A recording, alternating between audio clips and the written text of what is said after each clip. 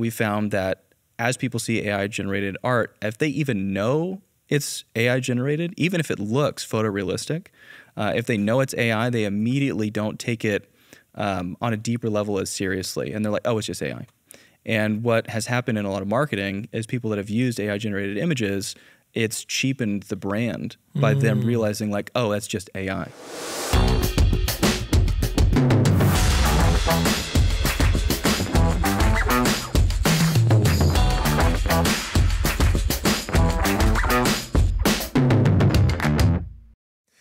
Well, welcome back to another episode of Good Business. Today I've got two of my best friends, Daniel Colvin and James Hall.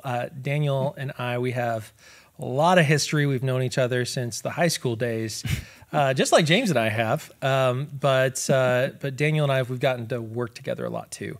And specifically, we really got close when we co-founded a company together. And I'll let Daniel share more about that. But Daniel, thank you so much for being here. It's an honor. I've been trying to get you on this show for a long time, so it's truly an honor. Thank you. I know you're grateful busy, to be here. Yeah. I appreciate it. Yeah, absolutely. So Daniel, obviously, very brief intro from me, but can you share with the audience who's Daniel Colvin and what's your story? Oh man. Okay. Big loaded question. So I was born. No, I'll stick with the relevant stuff. Yeah. As you said, my name's Daniel Colvin. I am predominantly a photographer on paper, but deeper than that, I like to think of myself as a storyteller and just an appreciator of the beauty of the world and someone who's trying to help translate that in a unique way to people who may not see it the way I do. So we'll dig into that a little bit further today, but predominantly that's what I do. I do a lot of commercial work, some fashion, some beauty, some like travel narratives. I do a lot of storytelling for nonprofits and artwork, and then also luxury weddings and editorial work for brands as well. Yeah. Well, and you are being very humble right now. I mean, seriously, Daniel's work is absolutely stunning. I'll include a link in the description to some of his stuff. But I mean, you've been featured by Apple for the Shot on iPhone Billboard series they did. You've had your stuff featured in magazines, and like it's insane. Like the work that you've done, like it is. You hit the nail on the head. It tells a story with a still image, and I feel very blessed to have the ability to share it in 24 frames per second. But you only get one frame, and you tell a story with your work. What do you think the difference is between just a average photographer, meaning someone who goes out and takes photos of pretty things, and someone who's telling stories with photos? And how would you describe that person?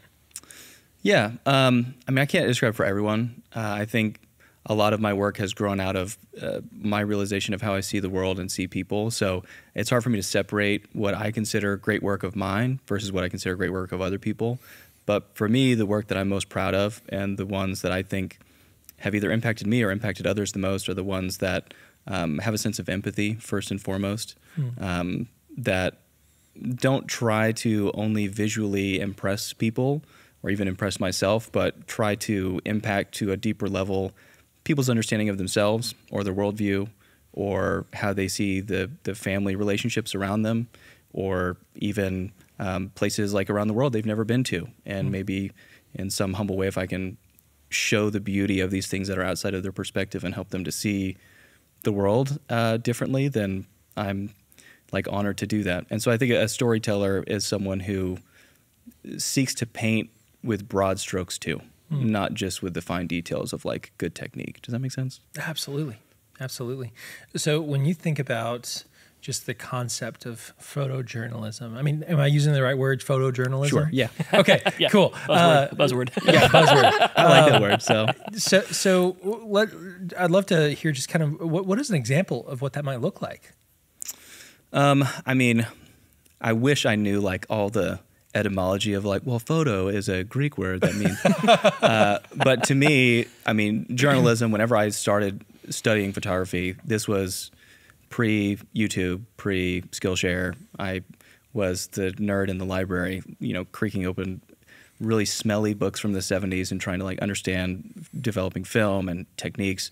And photojournalism photojournalism was a big inspiration for me because in war photography or these really intense black and white images from like Life magazine that in our heads from growing up and seeing these images, we iconic. kind of, they're iconic, and we associate like, oh, that image is World War II for me, or that image is this, or like that one from I think it was V-Day when the soldiers like dipping the lady and like giving her a kiss, and that was like the celebratory, like that image is stuck in so many people's minds. So for me, that's how I took photojournalism. Like how can I, in essence, write a story with a single image? And that has been a through line through pretty much all of my work since then, at least in some small way. Yeah, yeah. Well, and you've done that for a lot of people over the years, all the different projects you've worked on and capturing that. So try to. I'd love to kind of hear more of the impact that you've seen that this type of photography has on whether it's a person or a company. I mean, I'd love to hear, because again, I mean, I've worked with you on quite a few different projects, and I love the work. But I'm a huge fan. I might be geeking out over here a little bit, and I greatly appreciate it. So I'd love to hear from your background and stories. Which ones can you see the tangible connection between that type of photography and what it means to somebody? When you deliver it to them. I can. I mean, I don't always. I wish I could send out surveys to every person. How did this impact you? But because my work has been, fairly varied, I've worked in a lot of markets before, and some of it's very emotional work, whether it's, working with individuals or families, and, their hearts are on their sleeves because that's what I'm trying to document for them. There have been a lot of times where people have come back to me and even tearfully said, like, I saw my dad differently because of how you photographed him, or I saw my relationship with my daughter differently because I saw images of how she looked in my eyes, and like that is so meaningful to me as like a very family-centric person.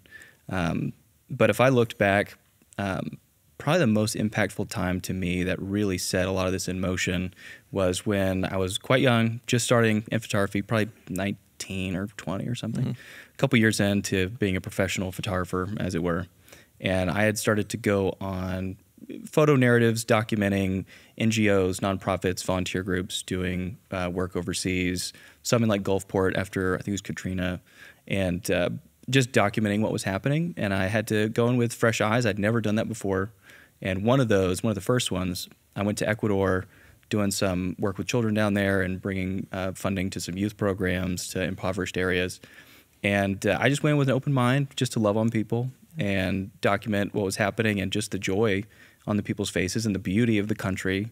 And when I came back, I was able to make some pretty big like artworks, canvas pieces, and some art photo books. It was humble. It was my first time doing it, but I was able to do that, and people that either older folks that weren't able to go or they couldn't do that type of work came to me and said, hey, we can't do this, but seeing this made us want to get involved. And they would send funding in, or I would sell these, and all the funding would obviously go back to Ecuador. But being able to see that at a relatively young age and see the impact of that had kind of started that rut in me that made me realize, like, I want to do this because it's fun, and as an artist, I love creating beautiful work, but I want to do this because I feel like I need to do this. And there's a piece of this that even if I'm working, trying to represent a brand well or something, there's a piece that I value that wants to make a deeper impact than just having pretty work. And I think that's what started that off.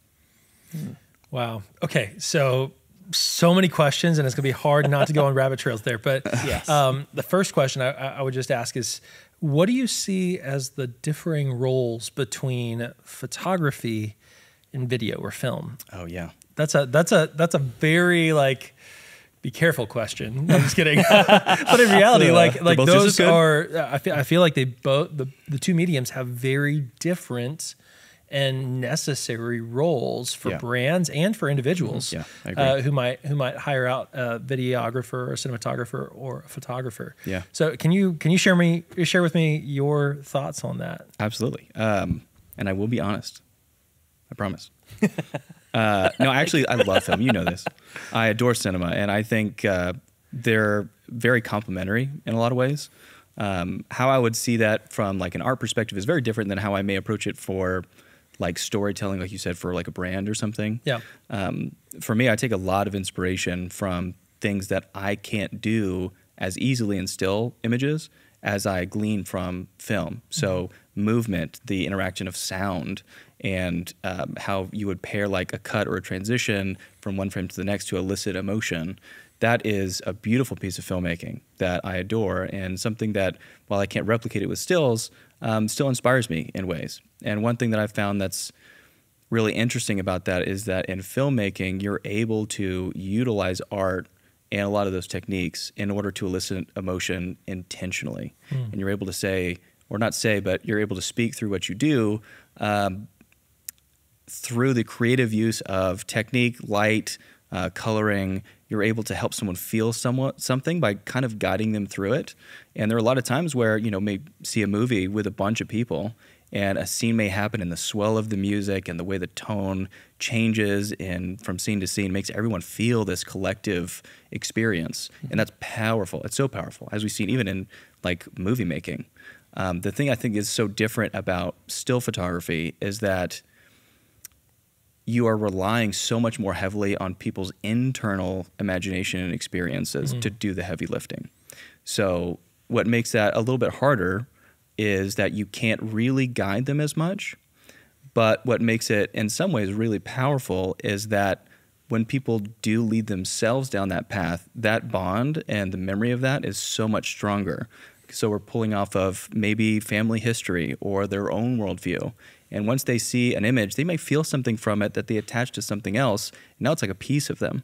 And a lot of the imagination that kind of forces out of someone of like what happened before a moment or what happened after a moment, they kind of just imagine that based on their own experiences. So it ends up having a lot of holding power. But I think that only applies to work that's really heartfelt, that has that intent behind it. Because if it's just like a pretty static thing, it may not have that effect. So really good photography can be, I think, incredibly impactful in a unique way like that. I couldn't agree more. And I'm actually going to hand off a couple questions to James because he's in the weeds on it quite often, and I'm going off script. And you told me not to, but I'm going to do it anyway. So I'm catching Hold on. But since you and I started talking about you coming onto the show, I picked up this really interesting app, which is not news. Everybody knows it exists, but I finally got around to downloading Discord, and this app called Midjourney, which is one of the big game changers in marketing and advertising. And so I'd love your thoughts on the difference between AI generated content, which seems so easy and so authentic, if I can use that word. But I know that you and James collaborate a lot on good agency clients' projects. And so, I mean, if it's for an IT company or for a financial advisor or somebody like that, why wouldn't you just use artificial intelligence content versus capturing that authentic moment? Yeah. That is such a big topic right now. Sorry for dropping it on you. No, not at all. I mean, it's a really interesting and relevant topic to pretty much any industry. I think there's a lot of fears, not just around like, oh, is it going to replace, you know, my type of visual media, but is it going to replace this entire quadrant of my company or what I offer? Not even me, but a lot of industries. And so I think it's an important question to ask. I think there are a few things to say about AI generated imagery. First being, it's really cool. I also got Midjourney, and when it first came out, nerding out over all the different releases and all this stuff it can do, it's so powerful. So it's fun to like create on it, and it's wild the technology that exists. But I will say that I don't think, at least to the type of work that we've been talking about today, that it really replaces that for two reasons. One, people are very aware of what impacts them to a degree of actually changing their decision-making and their behavior processes. So people can see something as really gorgeous or really impressive, but on a subconscious level, we found that as people see AI-generated art, if they even know it's AI-generated, even if it looks photorealistic, if they know it's AI, they immediately don't take it on a deeper level as seriously. And they're like, oh, it's just AI. And what has happened in a lot of marketing is people that have used AI-generated images, it's cheapened the brand by them realizing like, oh, that's just AI. And even if it's visually way more impressive than something that could ever physically be possible, like some insane landscape or something.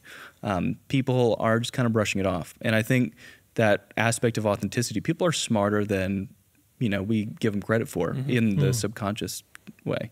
So there have been ad campaigns even that have used AI-generated art or magazine covers, editorials, and a lot of the readership have like lambasted them for it because either it wasn't, I think deep down it's because it's not as accessible to them and they don't identify with something like that, like computer-generated art. I mean, you think of the issues with like falsely retouching people in magazines and how that falsely represented like women and a lot of other issues that now magazines are taking much more seriously. AI-generated art is the same type of thing. Oh, if not more so. Yeah, vastly. Absolutely. And I think that and a little bit of the uncanny valley, people just aren't as comfortable with it. And interestingly, in the mass market, this is an issue. Mid-market, more of an issue. And especially in the luxury industries, whether it be fashion, luxury products, it's seen as so passé to the point that it's almost the opposite end of the spectrum as far as aspirations go. So the more analog, the better. So we have industries like luxury fashion, luxury events, luxury weddings, things like that, where there's a massive resurgence right now of analog film photography coming back as like almost a must-have because it's so organic and it's a chemical process that it can't be faked digitally. Right. And I think I think we will see a rise of AI art, and I think we'll see a rise of AI-generated imagery. But with that, I think we'll see a rise of appreciation of people that are so tired of being inundated with faux imagery and faux lifestyles already that authenticity will be seen as a very high aspiration. Absolutely. Oh, man. Wow. That was fantastic. Thank you for going off script with me. Sure. Yeah. And I know that our audience feels that too, because whether you're a marketing agency owner, or a photographer yourself, a filmmaker, or anybody in between, I know that you've probably been tempted. I have. You've been tempted to use this. And I mean, we were even talking about a client the other day who was just like refusing to let us take photos of them. And I'm like, well, I guess we got to go to Midjourney or something, because I mean, you got to get the photo, you got to have something. And that's the thing I've been noticing on the agency side, like just as a note to talk about what you're saying. I think the things that you mentioned are, I kind of, in my mind, I'm like, I'm just so happy that the things that I have also been telling people about photography align with your point of view, because You're not wrong. People, exactly. Yeah. Hey, this is great, you know? But how do I say this? Like, people talk about AI, right? And we use AI, okay? And we use it to help brands grow. Yeah. But I cannot tell you how many times I've sat in meetings with a client and I'm like, hey, just so you know, you need original content. Like, you need storytelling photography. Every single phone call. Yeah. And every time they're just like, I don't know, I think we can just get it on, you know, Shutterstock or something or whatever, you know. And then now they're like, well, can't we just make it? And I'm like, I don't think you understand what you're asking. You can. Yeah, the answer is yes. You sure Doesn't can. mean you should. Might hurt your brand. Yeah. And that's the thing, is it hurts the brand. And that it's almost like, because it's so close to real but not real, like you mentioned. Right. It's like the mind knows. It's like, no, like that's not authentic. And there's something deeper missing in those photos. And you know, Clay mentioned earlier about IT companies, but like, you know, we worked on a project together that was just thrilling. I really enjoyed seeing it, because I've done quite a few different IT management companies and helped them with their marketing. And let's just say the one with the original content, that site is substantially improved than the other ones that we've worked on. Performing far better. Wow. Yes, it's doing quite well because, and I haven't yet proved this, but I believe in 2024, I'm hoping to release a report that says that Google actually can understand the difference between the AI-generated content and the... And prove that it will give it more love on the SEO algorithm side, because Google at one point was really nailing down AI anything, and they switched that on the copy end. But I'm convinced that they will lean more into original content going forward from a photography standpoint, the things that live on websites to help businesses grow. So like, I can't emphasize enough that you can use AI, and it's incredible what you can do with it. But as far as people having a high level of your brand, you cannot think that it's a 1-to-1 ratio. It's not even close. Like they know the difference between the two, and so it's really exciting to hear you talk about that. I think it's really validating. Neat. So I greatly appreciate that. Sure. I think anyway. One thing that you made me think of, I think the more high touch a brand is, the more crucial that is. Yeah. Because trust, the more high touch a brand is, the more trust is crucial for them to like someone to be vulnerable as a client and put their trust in someone. And if they see stuff that they know isn't legitimate, the first question in people's minds is this brand legitimate? Yeah, Are they going to be able to take, my money or my needs and run with it? Or is that also something that's just behind the scenes, just thrown against an algorithm or something? Well, let me just give something that's even a crazier statistic. I believe it was around 23%. So if you're a product-based company, meaning you're selling like online hair products or vitamins or whatever, and you aren't using original content and you're using something else, 23%, I believe, was the number I read last that said that's how fewer conversions you get. Really? Is that not incredible? That's a massive number. And the answer is because you basically, we've trained an entire generation to just scroll through content. Yep. So how great do you think the human mind is at identifying something fake and something real? It's incredibly good at it. Yep. And every single person knows it. And even now, whenever I pull up images and people are like, is this real or fake? Even on the Midjourney front, yes, there's a blurry line there. But the answer is at the end of the day, if you put a lot of it together, you're like, this is not original content. Like, there's no way this is original. And the answer is maybe that line will blur a little bit more. But if you know that from conversions on websites, like if we've statistically nailed down that people who use original content are getting that big of a percentage of change over people who are using stock imagery. Right. And it's because people don't want to deal with what they see as fake brands. And that sounds really harsh. Now, if you're hearing this and you're using stock imagery, like, you have to use it because you don't have it. But just realize that that's the impression specifically of younger buyers, because they know what I always joke to Generation Z, whoever they technically are. I jokingly refer to it as the BS meter. Like, they've got a very good one. They are crazy good at knowing what is honest and not. And original content puts your brand into position to be seen as authentic. Versus not authentic. Yeah. So to get a little more granular, because I know that's high level, I agree every direction that we're headed right now. To get a little bit more granular, though, is there a specific, James, directing this to you, is there a specific instance, because I know you and Daniel work together a lot on client projects, is there a specific instance that you know of or can remember where that photography just really demonstrated? I know you mentioned the IT company earlier, but maybe you can share a little bit more about why you think that's the case. Wow. And I don't mean to be repeating the same thing, but I want to get detailed as possible. Yeah. Okay. So there's this company out there, and they were using some stock imagery at one point, and they got some original content. And since that moment, their brand just substantially improved. And that would be good agency. I figured you were going to say something like that. And I'm going to use myself. I'm going to put myself in the hot seat for a moment. So online, for a while, we were making some brand changes, and we were changing names and all this kind of stuff that was happening. And during that phase, we did our own shoot for ourselves.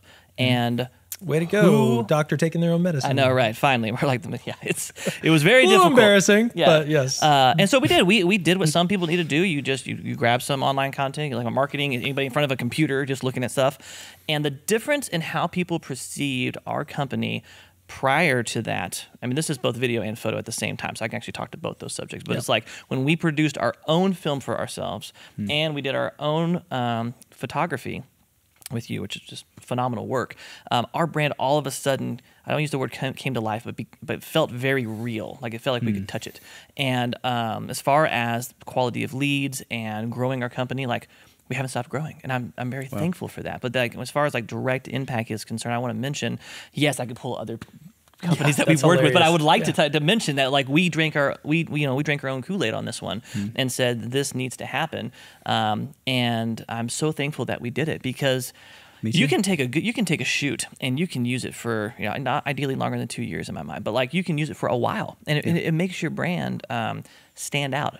As far as, we're niched down into the story brand agency world, and I've looked at all the other story brand agency websites that are out there, and they unfortunately fall into the same trap that a lot of marketing companies do, which is they just grab something online and it's not actually them. And also when a business owner is asking themselves, can I trust this business? Which, man, talk about a question that we get asked a lot. Can I trust you? Original content, before whether they realize it or not, the answer is being told to them, yes, you can trust me. Like, this is who I am. Like, this is me. We're not hiding anything. Yeah, we're not hiding. And whenever your whole brand looks connected, like you are able to do a shoot on the same day when you do video and you do photo, at the same time, and you're telling the same story through photo and through the film. The unity of that, it just creates such trust with customers and clients, and not just new ones, but ones that you already have, and they start to see that content going out because they're like, oh yeah, these are the guys. These are the guys at Good Agency, And so, but yeah, it's a wonderful. That's great. Wonderful story. Great. Yeah. Threw me a curveball, bro. I love it. It's a great Hey, it was on the question list. What are you talking about? Yeah. Anyway, so pivoting a little bit, Daniel, you and I not just only get to work together on the photography side, where you're helping our clients and their brands shine, and including ours, but we for a season actually got to build a business together and sell that business, and it was in the photography space. Do you want to share anything about that story at all? Sure. Not at all, as I'm shaking sure, Clay. Yeah, absolutely. We created a perfect business with no problems. Absolutely none. It was a golden it was an child. effortless few years through 2020, which was a year where nothing happened either. Yeah. We started a company in 2018, 2019? This fall of 2018. 2018. Yeah. We were both doing our own things at the time, different media company, luxury wedding industry company, and art photography. And we came together and brought comparative skills and said, hey, there's a hole in the market of this area, and we can, I think, grow something large that will be kind of a mass market focused like wedding photography studio. And actually, we did a remarkable job comparatively to the market in Houston, at least for those first year and a half, 2 years. Grew quite a bit, had a good team, had a really good reputation of quality, and we had a really good solid team. Yeah, great people, consistency of product. People knew about our brand within a year and a half, like brands that had existed for a decade. Yeah. And then 2020 happened. What happened in 2020? Well, so through COVID, which was not the best thing to happen to really any industry in events, but especially weddings. It was a gut punch. And I think for a lot of people in the industry, it turned them upside down a little bit. And I think what kept us afloat was the people and the structure and the experience that you had with like organizational, running a team in the media space. And I just really wanted us to care for clients through that. And we survived, and we learned a lot through it. I don't know how much you want to dig into it now. As much as you want. I learned a lot. We haven't talked about this in like a year. I know. But now I'm because we obviously... sold it in February of 2022. Yeah. Yeah. So I'm much older and wiser now and have so many takeaways. Aren't we all? So, like I said, there were things that I think were really strong. We had a great organizational quality. I think even though we were very small, we had very intentional process in place thanks to you guys and how you run your stuff, using EOS from Traction, Entrepreneurial Operating System. Is that right? Oh, you got it, man. What are you talking about? We had that, obviously working through the process and intent behind building a story brand, which you're obviously experts on now. And that, I think, is what made us so strong and able to survive the challenges. And looking back, I do think the biggest challenge for us, beyond just the COVID stuff, was a lack of leadership. Dum, dum, dum.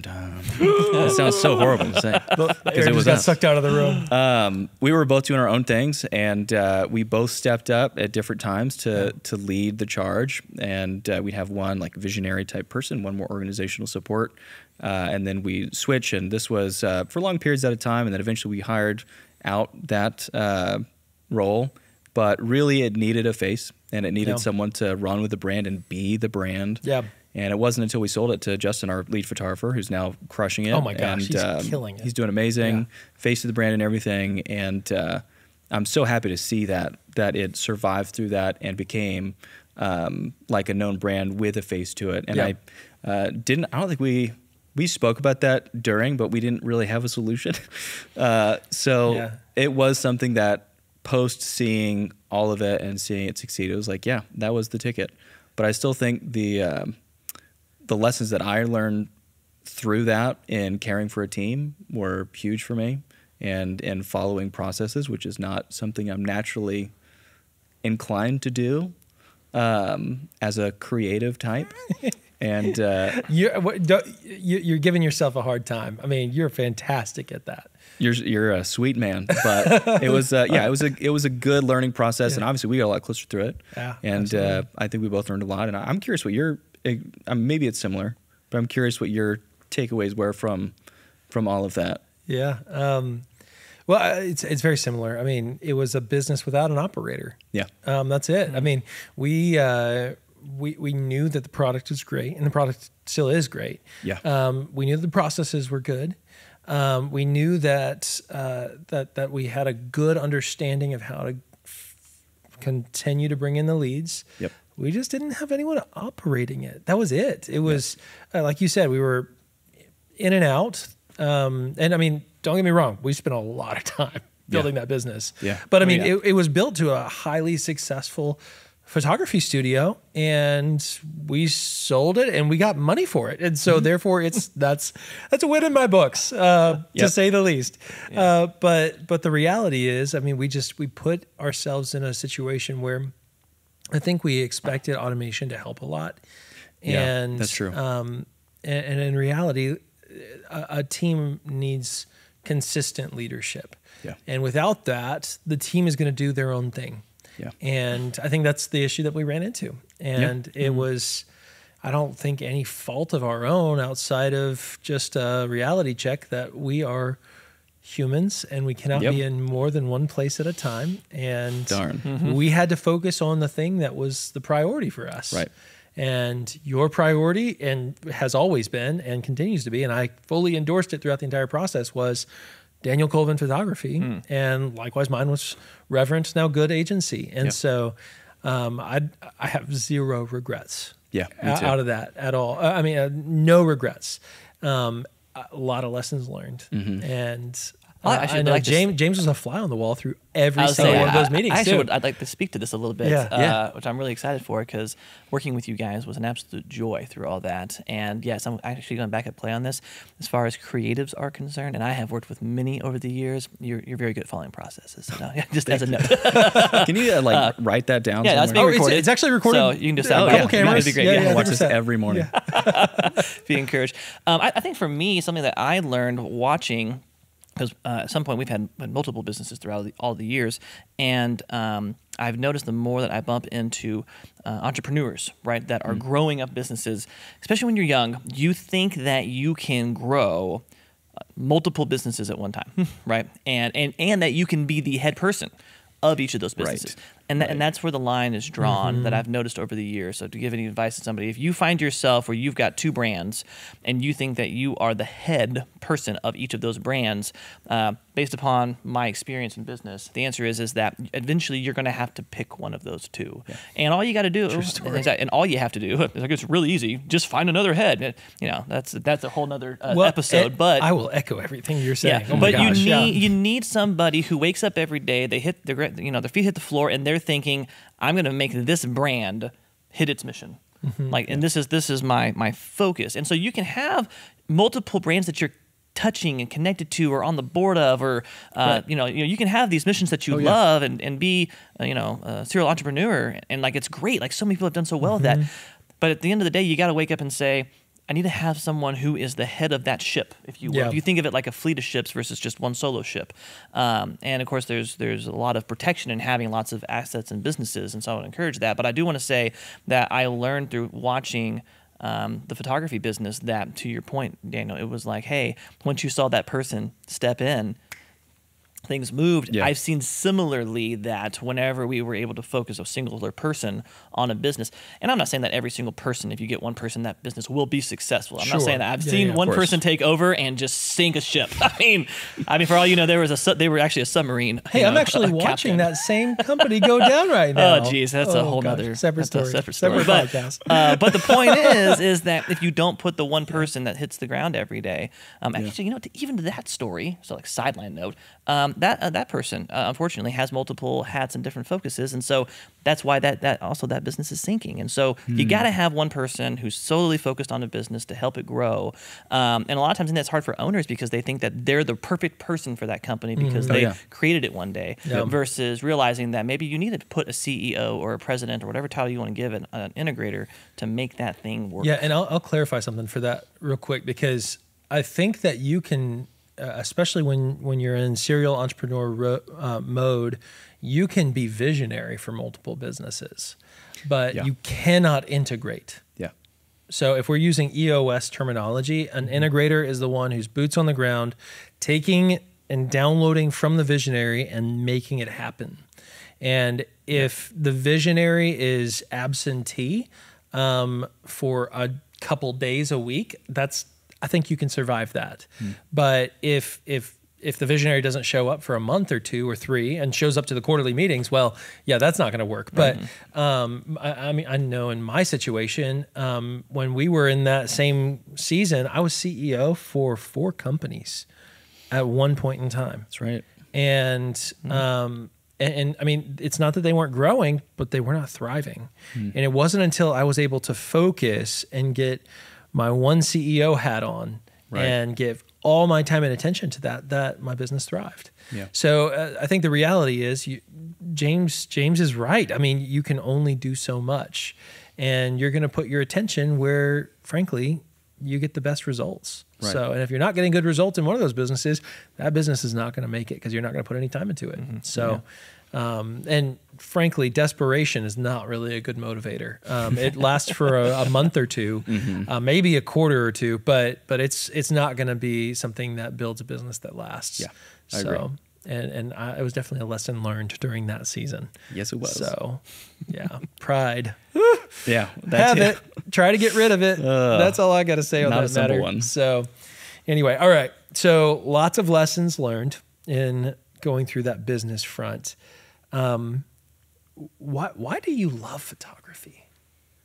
What is it that, because obviously when you and I sat down across from each other and we thought about the concept of building a photography brand together, you were passionate about photography. I was passionate about business. Match made in heaven, right? But what is it that truly compels you and drives your purpose behind the work that you're doing on the photography front? Yeah. You touched on it a little bit at the beginning of this episode, but I'd love to for sure. dive a little bit deeper. Some of that is different depending on what I'm doing. Like when we started that company, it was because I was passionate about like what could be done in the market, kind of more thinking, yes, like an artist, more like a marketer, and like appreciation of what that product could be or what the service could be. But when I think on like a deeper level, what has drawn me back and what has kept me from being ever burned out, really, to the point where, you know, if I had a really high production year and I was managing too large of a team or I had too many things going on and I should have felt burned out, I was never burned out from photography. I was burned out by not, you know, having enough people or overbooking or something like that.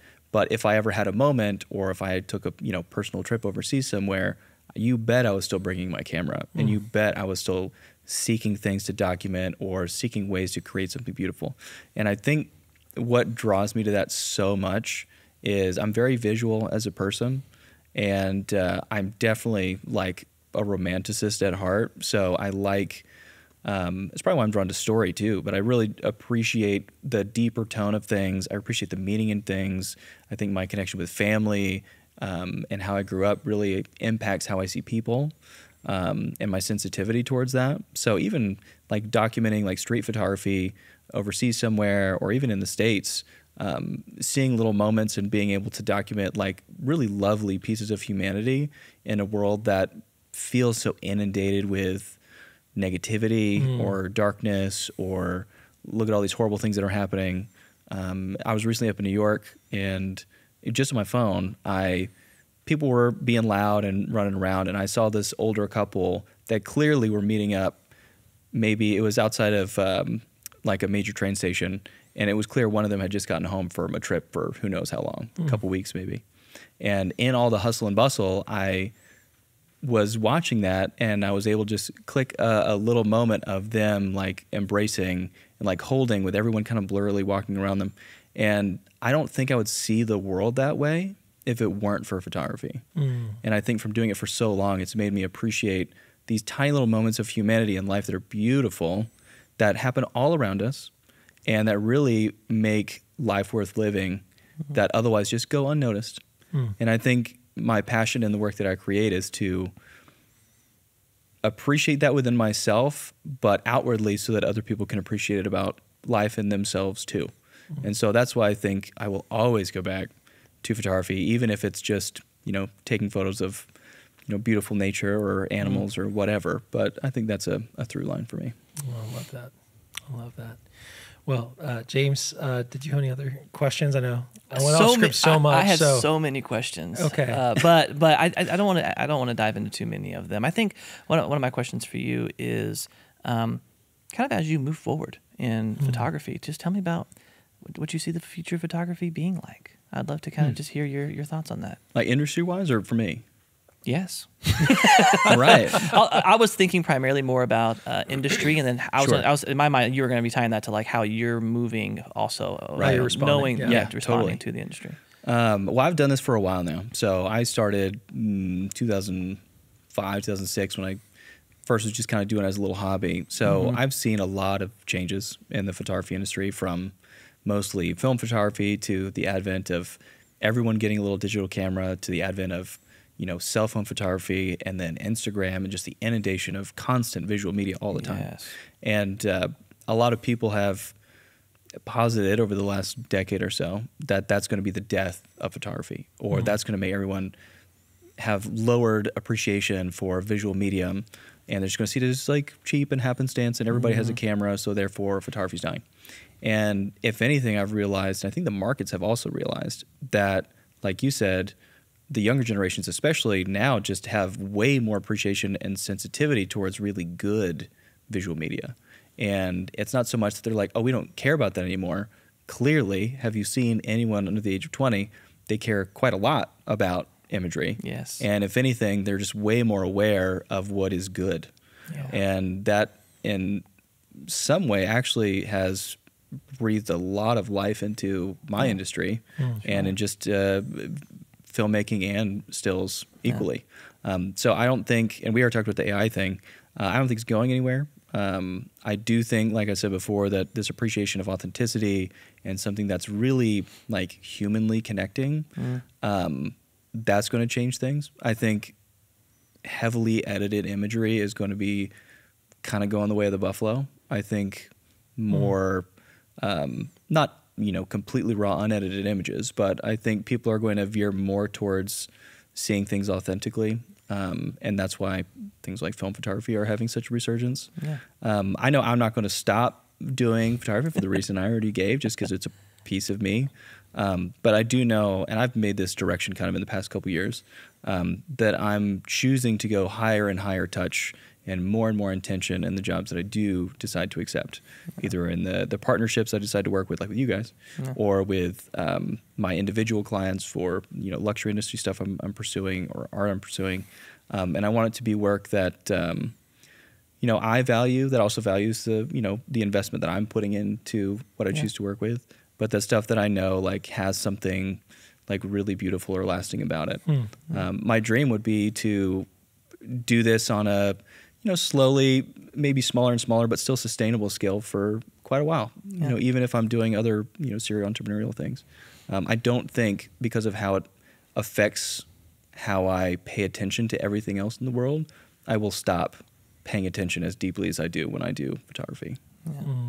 That's really good. Well, I think you're absolutely right. I mean, I know for me, it's going to sound maybe a little bit, when it comes to the value, you know, of photography. There's a particular photo from my wedding day from my wife and I, and when we got married. And the longer it hangs on the wall, the more the value to me it goes up. Oh, that's beautiful. Substantially. Love that. You know, and I always think about, you know, whenever I'm young and I don't have a lot of money, I'm like, I can't really pay a lot for photos. And now I look at the photo on the wall and I'm like, that one photo is the remembering of the entire of the best day of my life, you know? And I'm That's just beautiful. like, how important is photography, and it impacts people. I mean, truly for a lifetime. I don't expect that photo will ever go away. And every time I look at it, it brings, to your point, it's not just one moment; it's an entire experience. Yeah. And marriage and everything, all in one photo. And so I value it more and more and more. And I appreciate what you do, because I know you take that same care and you translate it into every piece that you make, which is why I love working with you and the projects that we get to jump on for the clients. And it's, it's just an honor and privilege to work with you. And I appreciate the art of photography. So thank you, man. Yeah. That's incredible. That. So, Daniel, how can people engage with you? Well, I just talked about how social media is poisonous, but on social media, most of my I'm trying to be better about sharing a lot of behind the scenes of what I do, and I'm very honored and humbled to get to see some pretty cool stuff and go to pretty neat places, and I'm trying to be a little bit more public with that. The problem about being so internally focus on the emotions of what I'm trying to conjure in people and the stories I'm trying to tell is that I don't really think that much about being public about all the behind the scenes stuff, but I'm doing that a lot more now. And social is mostly Instagram these days. Cool. I'm not quite young enough to feel like I could master TikTok yet. My assistant is trying to change that. We'll see. Keyword is yet. Yet. Yet. Yep. Yeah. I'm just a stubborn old bull, I guess. But Instagram, it's just /Daniel Colvin is my travel and personal work, and then /Daniel Colvin photography is my relationship and wedding stuff right now. Awesome. Well, Daniel, thank you so much for being on the show today. Pleasure, man. Thank you. It's an honor. I mean, we've been close friends for a long time, and I love being able to share our story, and excited about all that's in store for you and for our collaborative projects, and also looking forward to smoking a lot more cigars and having a lot more glasses of bourbon in the years to come. So it's gonna be great. Awesome. Well, guys, that's a wrap for our episode today, and I'm just so grateful for Daniel being on the show, and I hope that you were encouraged by him.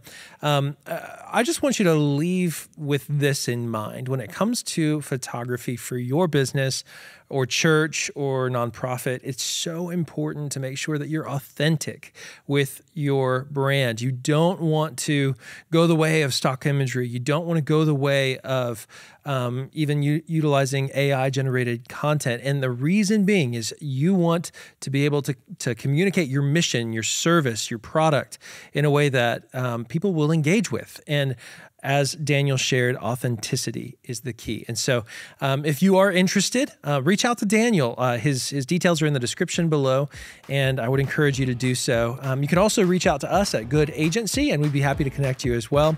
You can visit goodagency.com. So with all that said, please don't forget to hit the like button, subscribe now, and if you're on Apple Podcasts, please give us a 5-star. We'll see you next time on Good Business.